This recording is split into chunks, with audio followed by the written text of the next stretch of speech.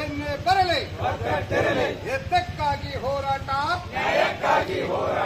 ಮುಖ್ಯಮಂತ್ರಿಗಳು ಕರ್ನಾಟಕ ಸರ್ಕಾರ ಬೆಂಗಳೂರು ವಿಷಯ ಪೂರ್ವ ಪ್ರಾಥಮಿಕ ಶಿಕ್ಷಣವನ್ನು ಶಿಕ್ಷಣ ಇಲಾಖೆಯ ಮೂಲಕ ಜಾರಿಗೊಳಿಸುವ ಜನವಿರೋಧಿ ಸರ್ಕಾರದ ಆದೇಶ ವಾಪಸ್ ಪಡೆದು ICDS ಯೋಜನೆಯ ಅಂಗನವಾಡಿ ಕೇಂದ್ರಗಳ ಮೂಲಕ ಜಾರಿಗೊಳಿಸಲು CPI ಒತ್ತಾಯ.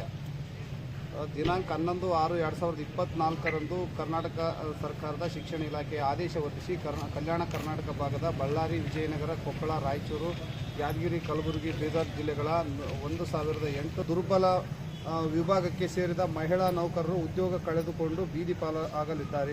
ಅದೇ ರೀತಿ ಅಂಗನವಾಡಿ ಕೇಂದ್ರಗಳು ಮುಚ್ಚುವುದರಿಂದ ಬಡ ಮಕ್ಕಳಿಗೆ, ಬಡ ಗರ್ಭಿಣಿ, ಬಾಣಂತಿ ಮಹಿಳೆಯರಿಗೆ ದೊರೆಯುತ್ತಿದ್ದ ಪೌಷ್ಟಿಕ ಆಹಾರ ದೊರೆಯದಂತಾಗುತ್ತದೆ. ಈ ಕುರಿತು ಕ್ರಮ ವಹಿಸಲು ಒಕ್ಕೂಟ ಸರ್ಕಾರ ಈಗಾಗಲೇ ತುದಿಗೋಲ ಮೇಲೆ ನಿಂತಿದೆ.